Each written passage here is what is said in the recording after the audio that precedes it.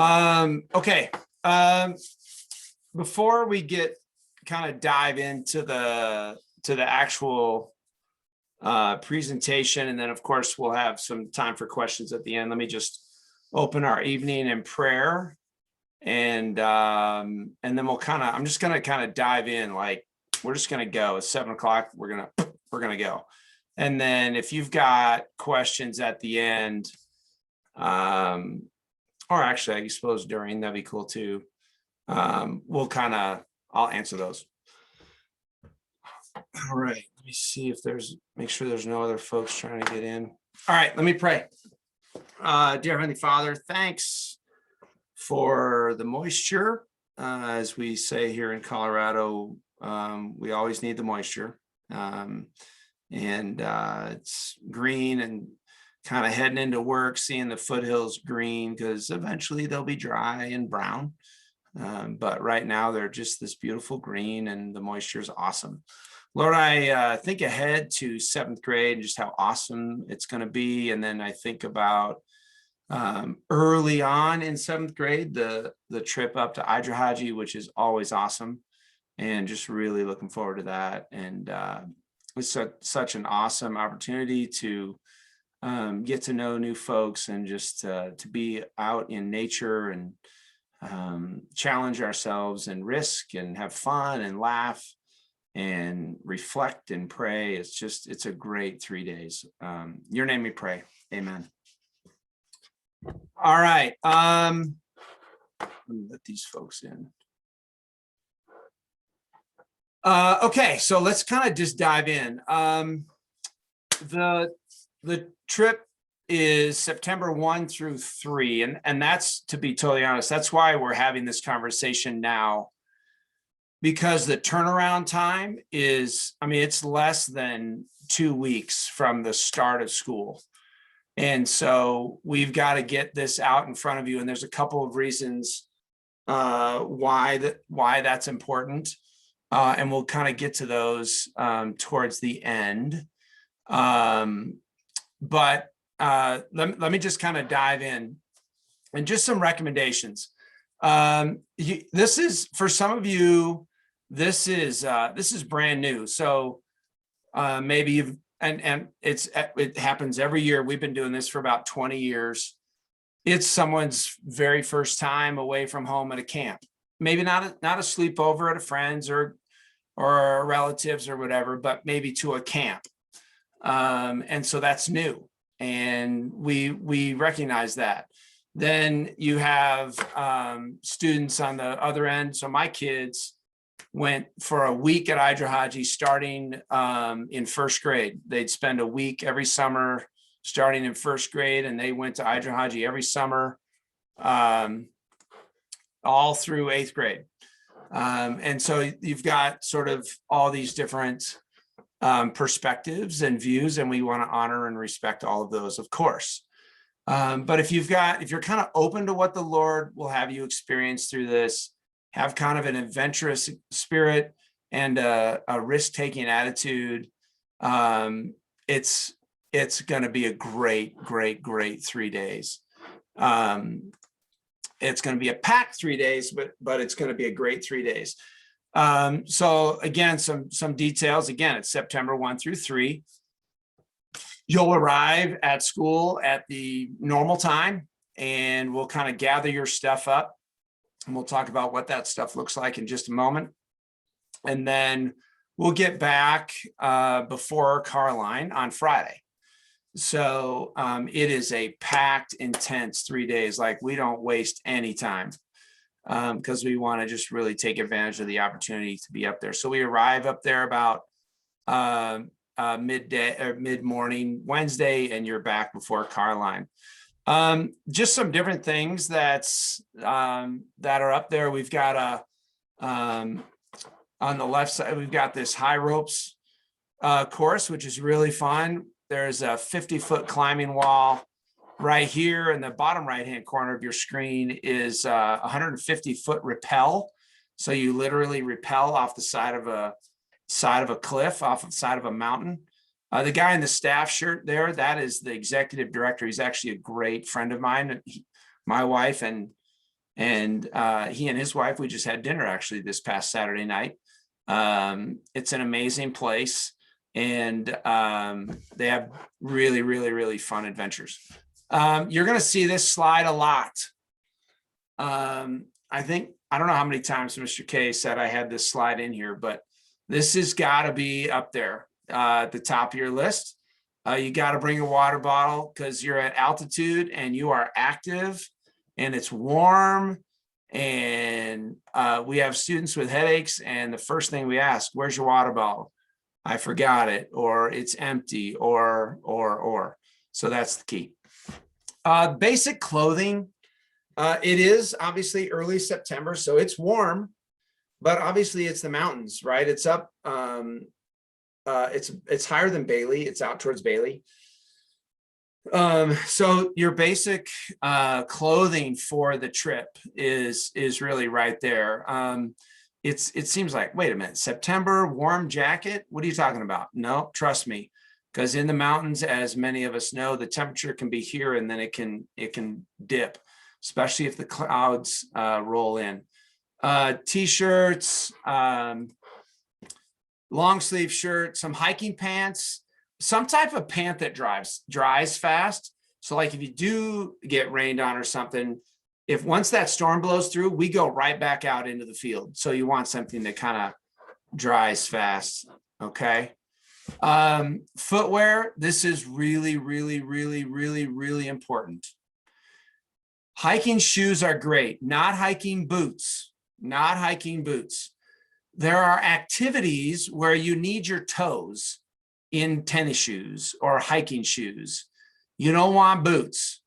Like the climbing wall, the holds are really small, and hiking boots make the climbing wall really difficult. You're going to want some type of running shoe because running shoes are mesh. They dry fast. They're good for hiking. They're good for, you do a ton of walking, so they're great for walking.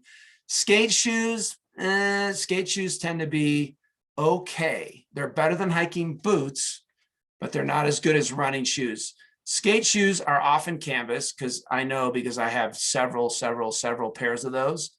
They're canvas, so they take forever to dry if they get wet. And that boxy toe, believe it or not, is not awesome, and they're not as grippy as a running shoe. So I know it sounds like I'm making a big deal out of footwear, but for the amount of time that you're spending on your feet, footwear is the key. And by the way, don't wear your favorite shoes because they're going to get beat up pretty good.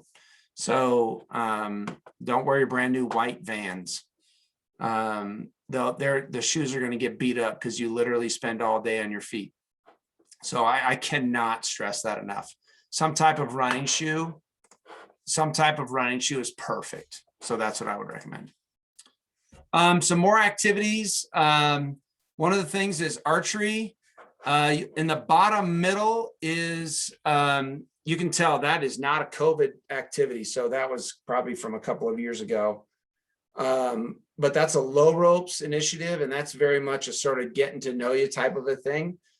That top middle picture is at the end of every class, we do some reflection time. You'll have kind of a journal that they provide. So we're going to need some writing utensils that you're going to bring. And they do some reflection time because what they're always trying to do is tie your activity back to your faith. Tie your activity back to your faith. Activity back to your faith. Activity back to your faith. The simplest example that I can give, I think Mr. K is on this. He can jump in and offer his perspective too. He's been there a lot. And that is what they'll say is, hey, I'm going to trust the ropes. I'm going to trust the carabiners. I'm going to trust the IDRAHAJE staff. I'm going to trust my teammate. How does that relate to me trusting in the Lord and giving up of myself and giving of myself and being a support to someone else? Mr. K, you want to add to that, bud? Yeah, I was going to say trust is a word we hit on in devotions and throughout the day, just how a lot of kids will come into certain activities with fears, and how can we overcome those fears through trust? And so We'll talk about leading up to camp, while we're at camp, when we get back from camp. Yeah. That's a huge one. I know Mr. Amadon might hit on this too. We will never force anyone at camp to do anything. But we'll come close. Yeah. And I will. mean that in the best of ways. You know, we want everyone participating in everything. And I'm sorry if I'm stealing something you were going to talk about. No, you're fine. Go ahead. You're good. You're good. Our big thing is we want you to be a part of that story. When kids get back to school and they start talking about stuff, and they're, oh, remember this time or this time. And we really don't want kids to feel left out in that moment. So we won't make you, but we're going to come pretty close to it just because we want you to experience that. So good. Yeah, totally true. And there's been times when we've been up. I'll never forget this kid is probably out of college by now. He was rappelling, and he literally got about 20 feet down off the rappel, and he couldn't move. He was frightened. And so there's 2 ropes. So I went down the other rope, and he and I stood there on the side of hung there on the side of the mountain for probably 45 minutes. Me just talking him down. His name is Ian. Ian and I, when we see each other to this, he's probably 25, 26 years old. So this is back when he was 11 or 12. He and I to this very day talk about that moment, and just sort of the fact that he did push through. He still remembers it to this very day. So anyway, my point in all of that is, to Mr. K's point, is coming back and telling about the story. Man, I was so afraid. I didn't think I was never going to do it. And then I did it. And the kids will come back to rappel, which they said they'd never do, and they want to do it again. So anyway, we could probably tell stories on and on and on. Don't forget your water bottle. Okay. Backpack. The backpack is really important because on Thursday in particular, we never go back to our cabins. We get up, have breakfast at whatever, 7:30 or something, and we're gone for the day. So we don't ever come back. You'll see, let me see this slide. So this bottom right-hand corner, you see that grill down there? That's one of the camps. So you have to start your own fire and cook your own burgers. So that's Thursday for lunch. So in other words, we don't ever go back down to camp. We just are down to the cabin. So your backpack is really important. It's got your water bottle, light jacket, pen, snacks, small Bible, and then it'll have, of course, your journal. You'll see here this snacks piece. They really, really, really, really, really, really, really don't want food in their cabins for obvious reasons because of the critters. And so it has to be approved. So we have some students where it's kind of a health issue, diabetic or something along those lines, where having snacks is actually part of their self-care. So we don't want those. And we don't want kids to eat 9 pounds of gummy worms either, because that leads to kind of a tough day also. So it sounds odd that we have to approve that, but we've done this for so many years. You just kind of have to trust us on that one. Miscellaneous, they do have beds, they have bunks, but you're going to want to bring your own sleeping bag, your own pillow, and then here, sunscreen. Believe it or not, I mean, you're at altitude, it's 8 or 9,000 feet, I think. So you're way up there. The sun's pretty intense. You're out all day. And we've had it in the past where you encourage the sunscreen and the kids don't use it, or bring it and don't use it, or forget it, or whatever. And all of a sudden you've got lobsters walking into dinner. That's not awesome. The flashlight, we go up, they have this sort of outdoor barn type thing that has an open end that faces out over the front range. So you can see basically the whole front range, and they get this huge fire, this big bonfire going. And we do some praise and worship songs together. And the flashlight, because you have to hike up there, so the flashlight is for that hike. And then also kind of how the cabins are arranged. So it's called Aspen View. Aspen View is kind of this big building. It has the main community room, which is where we do devotions, our evening activities. But on the back side of it is the girls' lodging. Well, outside of Aspen View, they have 4 cabins. Yeah, 4 cabins, I think. Well, sometimes it's dark, so going to and from those cabins in the evenings, the boys in particular are going to want a flashlight. But again, so it serves that, but also that hike up to because it's a bit of a hike. It's cool up to the bonfire. So anyway, yeah, don't forget your water bottle. You just got to trust us on that one. Sleeping arrangements. I talked to it a little bit just a minute ago there. The girls have basically 2 ginormous rooms on the back side of Aspen View building. Aspen View is also where our dining hall is. It's where our community room is, and it's where the girls' lodging is. And then again, the boys have cabins outside of Aspen View, kind of on the far side there. In that main Aspen View are the showers.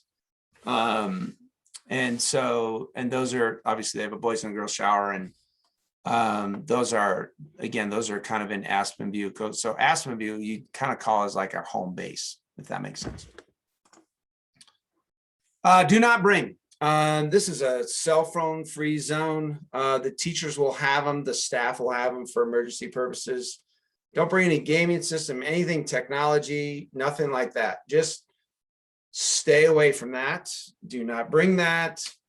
We're only 45 minutes from school. So even if we have families that they have to send their kid with a phone because they want to be able to get a hold of them for some reason, you can just call the main camp and they can get a hold of them. But please don't bring your cell phone. No knives, obviously. Oh, I'm going to whittle. No, we're not doing that.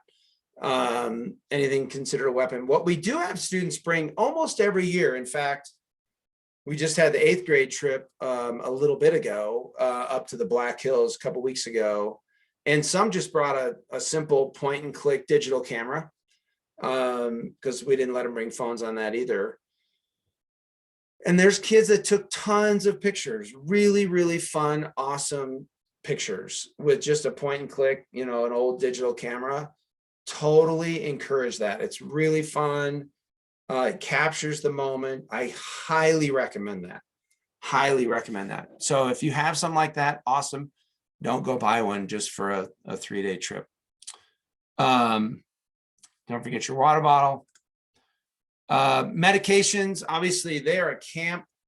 They are fully equipped. They bring through about 3,500 students just in the 8 weeks of summer. 3,500 campers just so they are fully equipped. I mean, they are loaded with staff and professionalism. They have everything we need. They're outstanding. The third bullet point there is really the key. If you have some type of prescriptions, and this is true for all our camps, if you have some type of prescription, we need a doctor's note that says you're allowed to take that. It's got to come, and you'll get more details in emails. It's got to come in the original container. So for 3 days, if you have 3 days worth of meds, you got to send the original container. If you want to pull all but 3 days supply out, awesome. But don't hand us a Ziploc full of meds that are all different sizes and shapes and colors, so I'm trained by children's hospitals, and Mr. K is authorized as well. We're both in the same boat. We cannot be guessing which med is which. That just puts us in a horrible spot. And so we need to know that what's in that container is that med, when to take it, how many, and we literally document. We have a spiral notebook that looks just like this, that documents to the minute every student, when they take the med, time of day, the amount. I mean, we have all of this documented. And to be honest with you, this is the most nerve-wracking part of the trip. I don't worry about the 900-foot zip line. I don't worry about the 50-foot climbing wall, the high ropes, the rappel arch, nothing. It's this. It's doing this well and doing this accurately that gives us, frankly, the most angst. And so you'll get a more detailed email in regards to that. So this is, when you're looking at this is exactly what I just said. The one thing that students can carry is that EpiPen. If they self-carry at school, they can self-carry here. We do charge for our 6th grade trip. We do not charge, and this is very intentional. We charge for the 6th grade.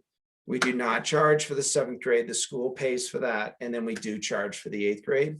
And the reason being is simply to give the families a break. Instead of going 6, 7, 8, extra expense, we try and give just a year off and just a breather as just sort of a thank you to our families. So this trip doesn't cost you anything. And it's an expensive trip, but it doesn't cost you anything. We have that built into my budget. They do, however, have a store that has IDRAHAJE water bottles and different souvenir type things. So there are students that bring a couple bucks of cash. Please don't send your child with like $200 in cash. But, I would imagine you can get a water bottle probably for 20 bucks or something, 15 bucks. I don't know.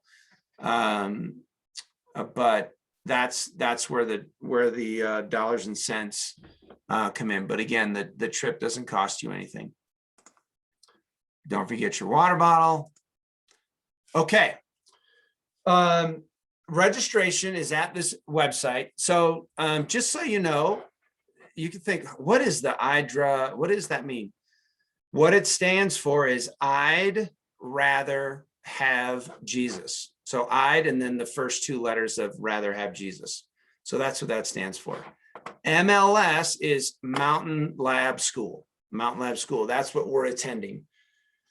More times than not. In fact, I think every single year we are the very first school up there. Because they do it all fall for other schools as well and other organizations. So this is where you're going to go register. Yes, you're not paying, but you do have to register. Okay, so when you go through this process, you do have to register. So I took some screenshots. So you're going to go to that website and you'll see, I put a yellow box around here. You'll see School Fall Outdoor Ed, MLS. You see that, MLS. The Mountain Lab School. So you're going to click that. Don't click the spring because we're not going this spring. And then this should be near the top where it says Denver Christian 7th graders. I asked them to label it very clearly. And of course they did. And you're going to click there. And then if you have never been to IDRAHAJE before, so if I were to register my children now, I would be a returning user, which is on the left side of the screen. But if you've never been there before, the right side, you have to create basically an account. And then you'll kind of walk through this. Some of the things in there, I think there's some allergy stuff in there, emergency contact. But anyway, please do that. Okay. Okay. Before we take questions, the final thing here from my end, and then Mr. K can jump in as well. This is the one trip of middle school that we have parent chaperones. We don't have parent chaperones for 6th grade trips, and we don't have them for the 8th grade trip. We do have them for the 7th grade trip. Basically, what we ask a chaperone to do is you're in charge of a group. Oftentimes, there are 2 chaperones per group. A group is plus or minus 10 students, plus or minus.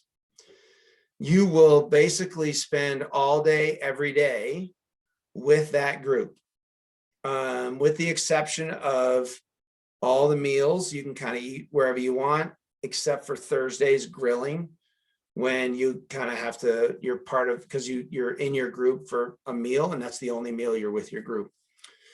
But if you want a chaperone, that's great.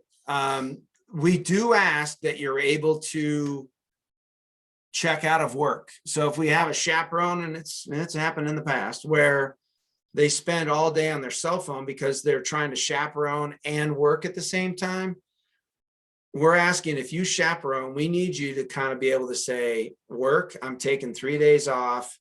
I'm going to lock it in with my 7th grader and their classmates, because you'll be in charge of your 7th graders group. And I need to really focus, because there's some safety issues. There's some student management issues, and it takes a lot of your attention. And we ask that it basically become a full-time job for those 3 days. Plus, it's really, really fun. And you get to do all the events. So like, you get to do the zip line, you get to do the high ropes, low ropes, initiative games, zip line, archery, rock wall. So you get to do all that. And so it's fun as a participant, as well as chaperoning. So anyway, Mr. K, do you want to add something about the chaperone? No, I think that's what you said is good. I think with chaperones, I mean, we want you to participate as much as the kids. I think our big thing is we also want you to kind of be the biggest cheerleader as well, and kind of cheer everybody on. But it's a great time for everybody. So yeah, it really is. It's fun, and you kind of meet your own 7th graders classmates and who they're hanging out with throughout the day, and you kind of see a different side of them. It's really, really fun. And again, you get to be a total participant. We want you to do all the activities. And Mr. K goes up every single year, and he joins in a lot of the activities too. He's done all the activities a ton of times, but he's still there. I typically go up just for the all day on Thursday, and sometimes I rappel and sometimes I don't. Sometimes I go up the wall, sometimes I don't, but I've been there so many times. It's okay. And then we take pictures, and we'll send out pictures to everybody. We'll have a big giant Google Photos, and the chaperones are part of populating that. So that's another job of chaperones, is just taking a ton of pictures. So anyway, that's the general gist of the trip. It's really fun. It's really challenging. It gets many of our students out of their comfort zones, which is really good and really important. And we believe in that. And a chaperone is part of that. Oh, you can do it. Come on. And then all the other 7th graders in the group are pushing and pushing. You can do that. And so it's a real neat bonding experience. It's an amazing way to launch into the year. And I would imagine if you asked any 7th grader this year, or any 7th grader that has done it in the past, they can tell you, they can probably share a ton of stories with you.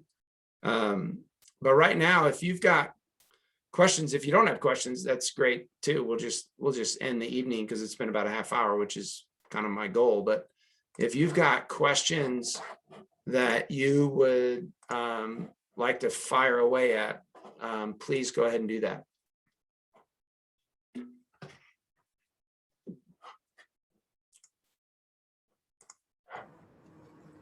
Wow, that's pretty I have awesome. a question. Oh yeah, go ahead. All right. So are you going to send out the list of the needs and things? I mean, I took notes, but it'd be nice to have a little checklist. Oh yeah, we have a huge, you're going to get a giant checklist. Okay, sweet. Yep. Oh yeah. Yeah, we have a full doc we send out every year. It's a Google Doc. It's got a list of everything. It's got links. You'll get everything we've said here. You'll get in some form. You'll get it in written form for sure. Okay, cool. And do I need a water bottle? No, not for you. I'm just- Sandra, you know what? Take those 3 days off. We're good. No, not me, but does my kid need to bring a water? I'm just kidding. See, it worked. Do you guys need chaperones usually, or do you have enough people who jump in? We always need chaperones. I don't know, Mr. K is in charge of the chaperone deal. Mr. K, where are we at? Do we have any yet?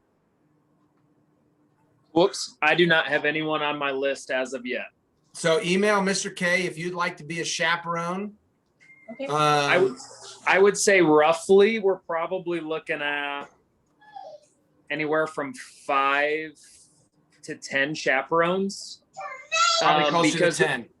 Yeah, probably closer to 10 because we like to have 1 or 2 for each group. And that chaperone also helps with me being able to break up the kids into cabins for sleeping arrangements and everything. So yeah, I would say 10 is probably what we're shooting for.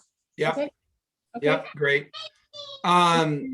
And so just email Mr. K. Sure. And then when do we need to register by?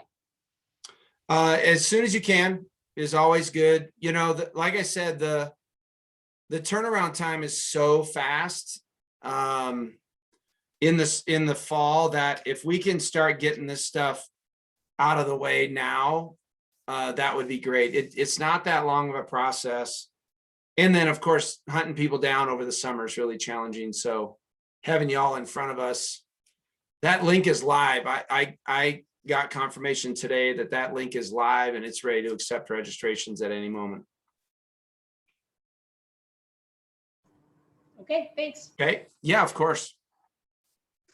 The biggest thing with chaperones is chaperones will also need to register with the kids.